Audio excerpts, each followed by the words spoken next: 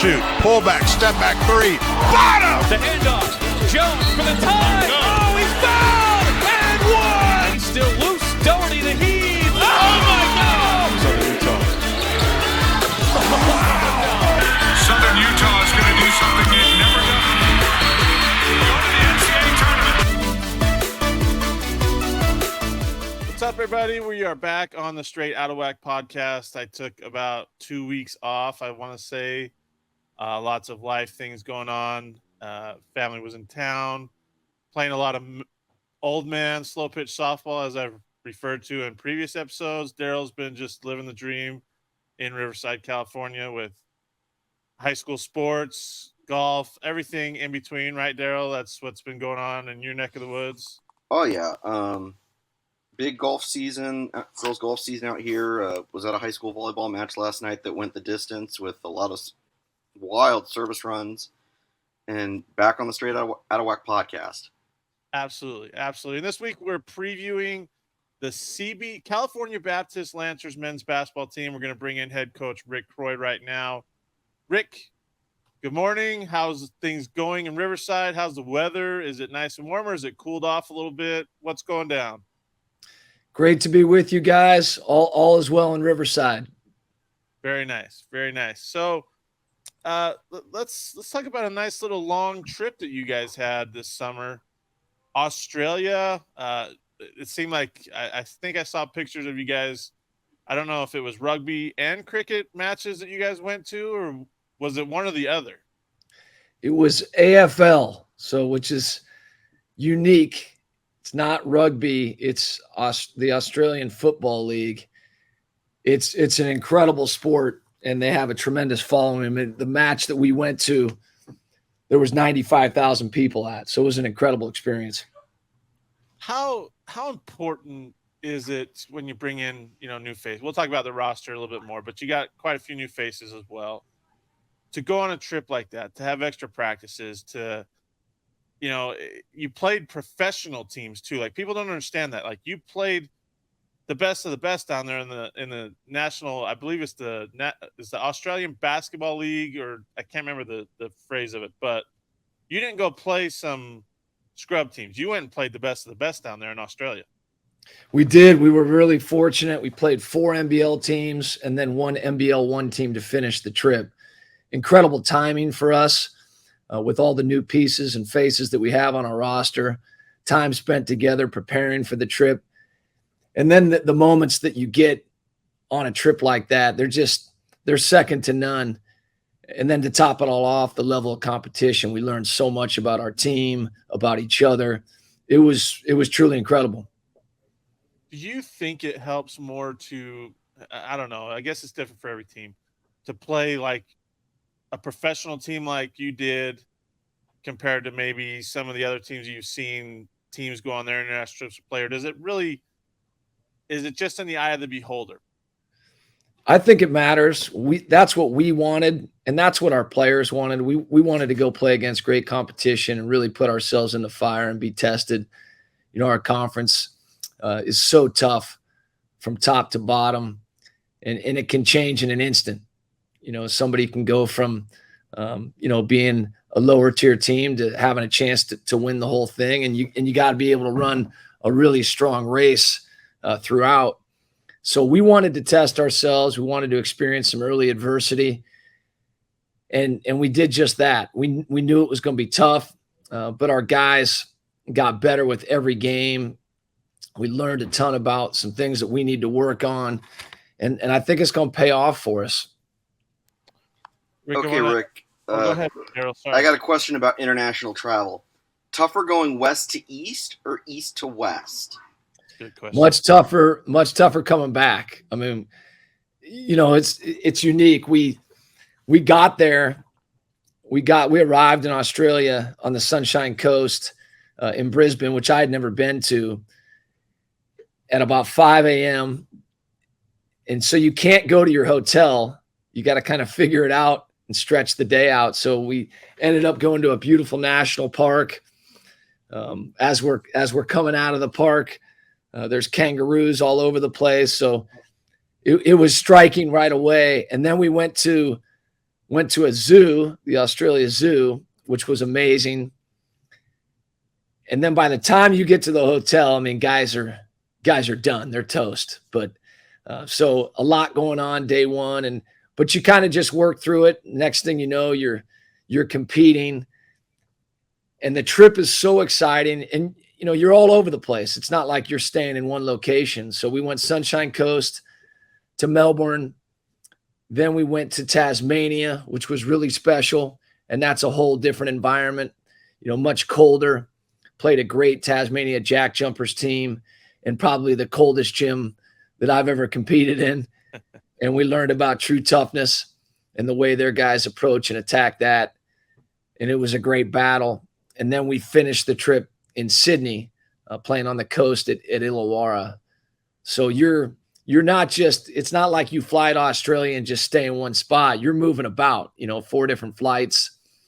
And then when you get back, and the emotion and the excitement and the enthusiasm is it's worn off. And now it's time to get back on the plane and head home. It's amazing what it does to you physically. So you get back, and it took most guys in our organization and on our roster probably 72 hours to recover. And we needed it. I mean, the guys had put in a ton of work, and I was really proud of the way they attacked the trip. Just as a brotherhood, as a team, just the moments that we spent together, everyone was really present and appreciative of CBU for creating the opportunity for us. And then the teams in the NBL that welcomed us and put their best foot forward. What's changed since we went in 2019 is their calendars kind of shifted. So in the past, when you went to play against those teams, they had kind of a makeshift roster because they really weren't starting their competitive season until about when we do, November. And what shifted post-pandemic is those teams are now competing. They just had their NBL Blitz, and they're about to jump into the fire. So when we were over there in August, they had their full rosters. We played 6 to 8 NBA players in those games. They were playing their guys, great crowds. So it was really special to play against that kind of competition night in, night out. But there's no question that the trip coming home is the one that gets you. How many of your guys needed like a refresher on the FIBA rule set? Yeah, not only our guys, myself. It took me 3 games to get my bearings. I kept trying to call timeout, and because there were a few times, it's a faster game, and we were gassed. It's the same in respect to 40 minutes, but the game is moving, and you don't have the media timeouts every 4 minutes, and then you really can't stop the action while it's moving to get your guys a rest if you need one. And all those teams over there play a very aggressive brand of basketball. They get after you in the full court. They try and disrupt you defensively.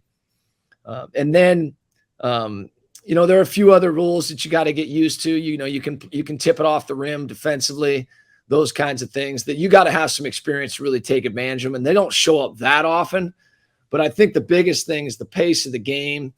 And then additionally, once the game tips, it's truly a player's game. I mean, those guys are in control. So you got to get done what you need to get done in timeouts. But once that action starts, it's on. That 24-second clock is quick. And I kind of wish we would unify the game and everyone would play by the same rules. I think it would be better for the game comprehensively, coaching, all those kinds of things. I think it would be great if we all played by the same rules. I think the FIBA rules are great, but it was great for us.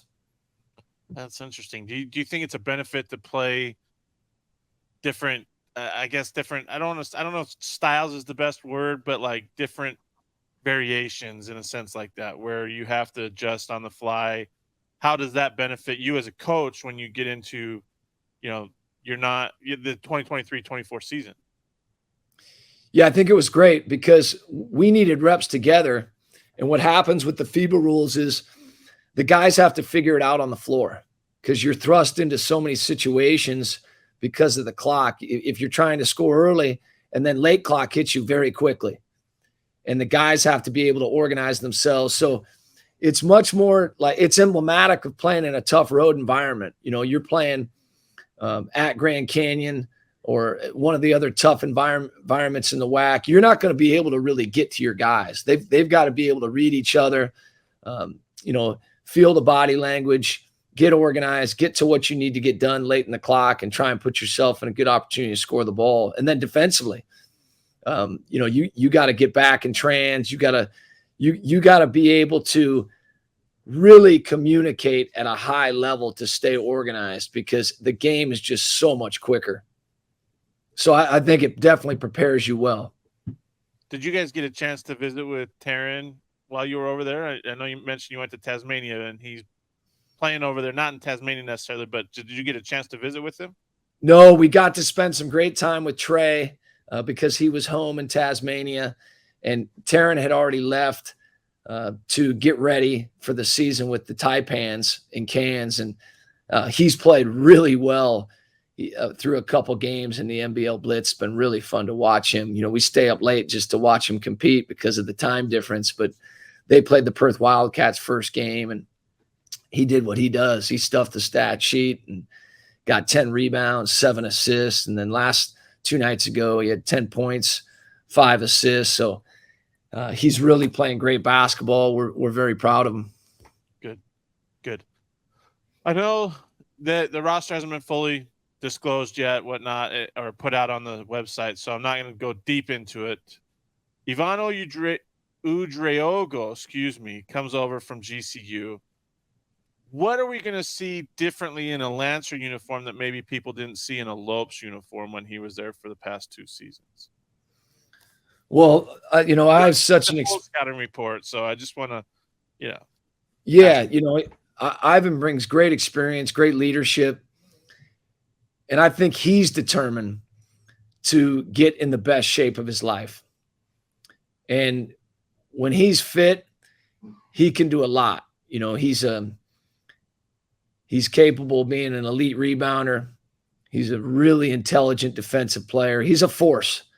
And I think as his fitness continues to improve, I think he's going to be a much improved offensive player. I know he's excited about the opportunity, and our guys love going to battle with him. And I think the trip to Australia was really good and timely for us and for him.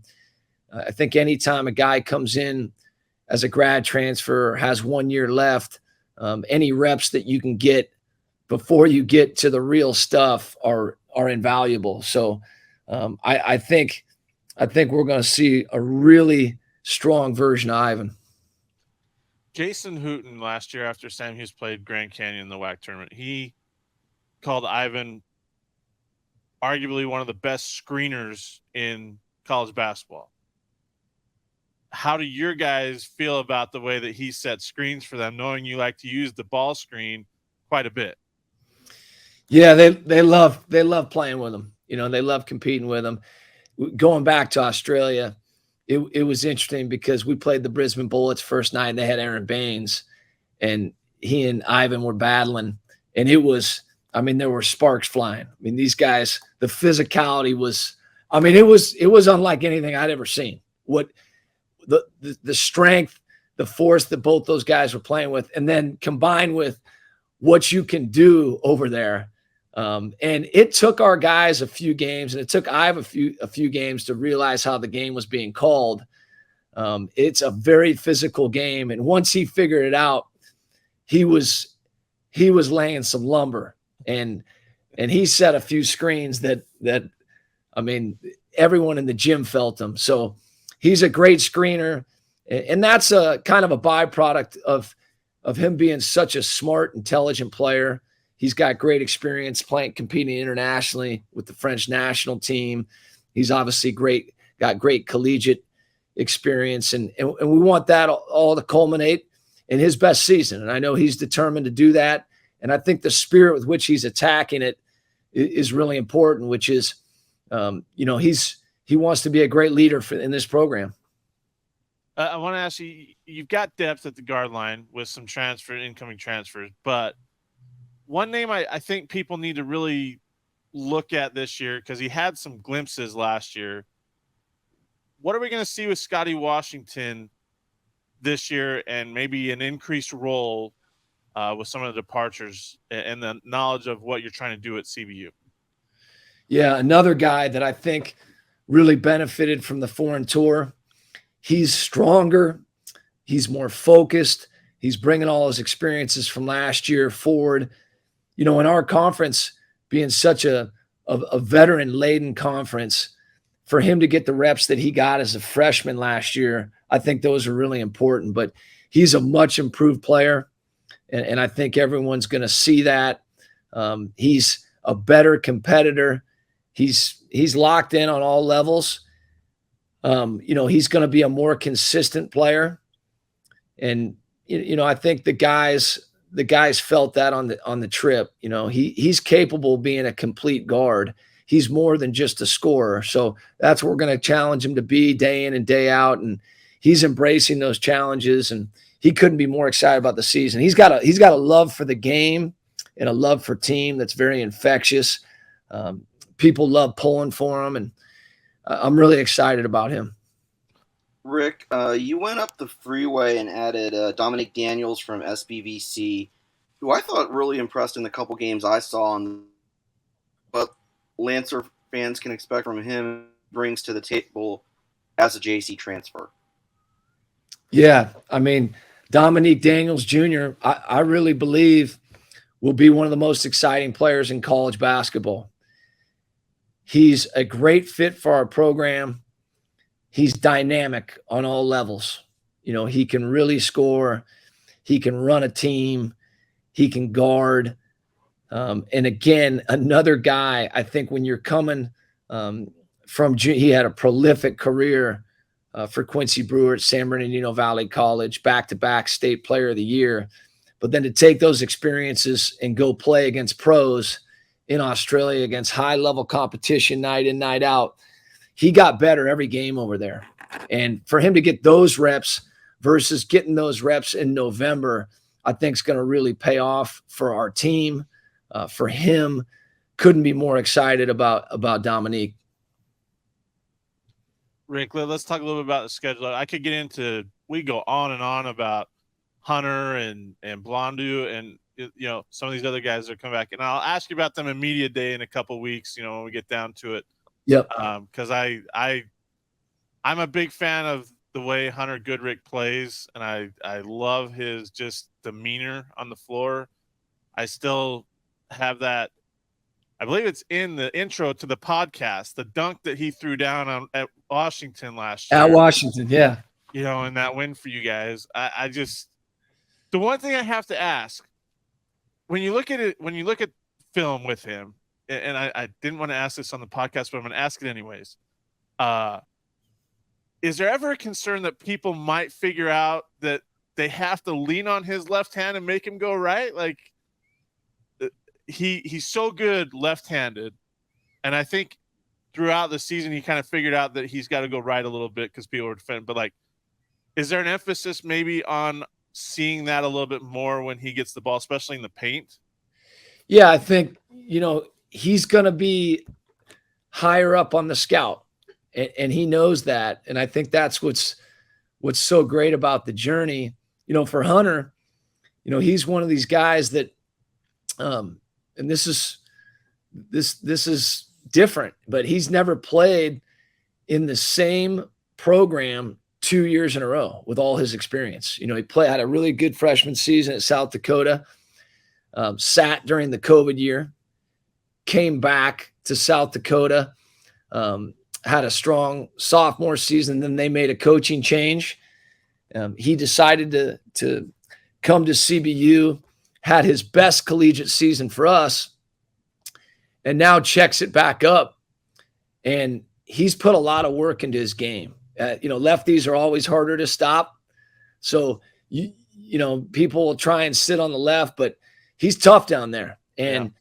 But his game's grown. He played for the most part, his first couple years in college, he was mostly inside and getting all his work done, off the glass and on the interior. but he's expanded his game. He shot the ball great last year from the 3.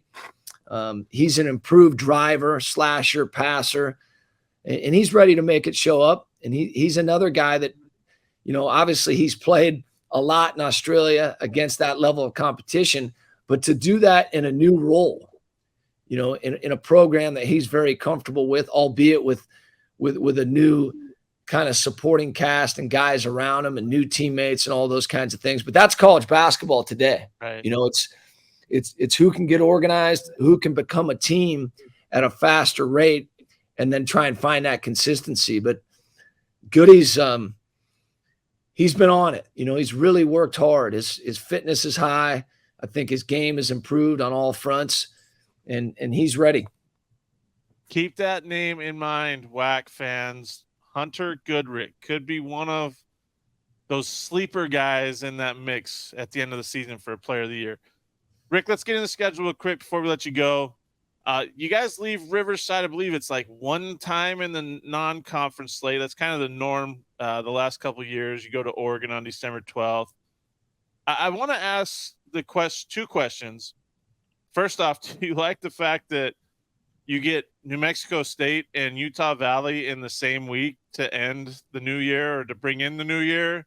And then do you like the fact that you start with 2 WAC games in, late November, early December?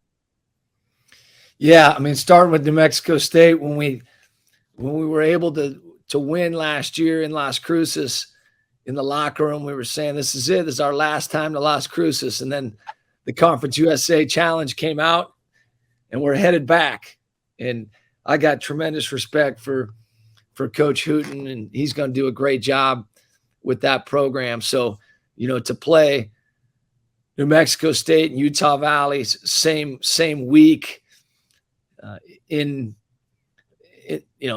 both away after too. Both on the road.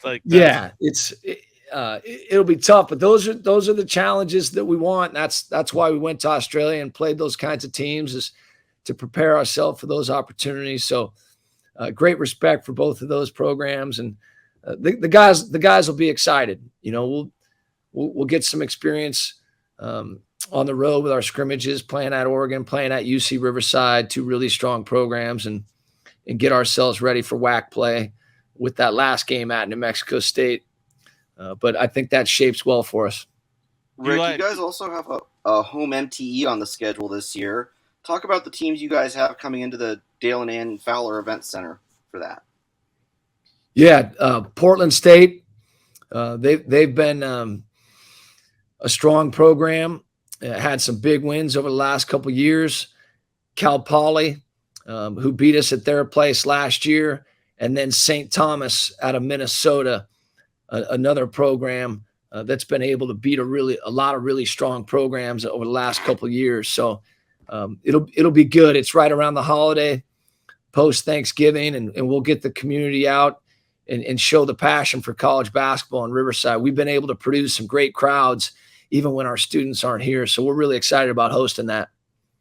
Yeah, it's good to see a WAC school hosting an MT. I think that's a great, I know that GCU kind of does their thing at the Footprint Center, right? Stuff, but to actually host it in your home gym, I think that's a great step forward, because it could build up some momentum to bring in other teams down the future. Yep. So, Rick, one last question, little off the beaten path question. Your go-to snack when you go home late at night, or you're at the airport waiting for a flight. Maybe you're not a snack guy. Some coaches say they're not, but they always have that one snack. So I have to ask, what is Rick Croy's go-to snack? I got 2. I'm a big bar guy, protein bars. Right now, I've shifted from the Cliff Bar to the Bear Bell. It's okay. Caramel cashew Bear Bell.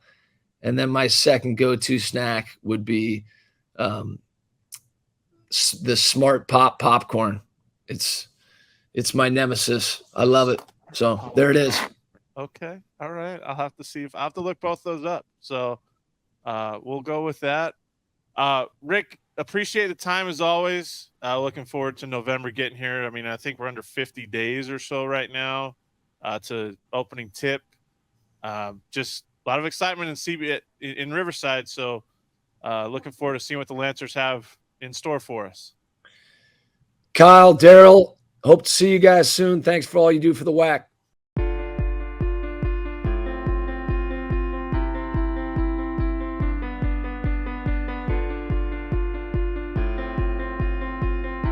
Thanks for listening to the Straight Outta WAC podcast.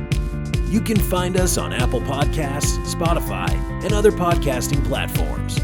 Be sure to subscribe so you never miss an episode.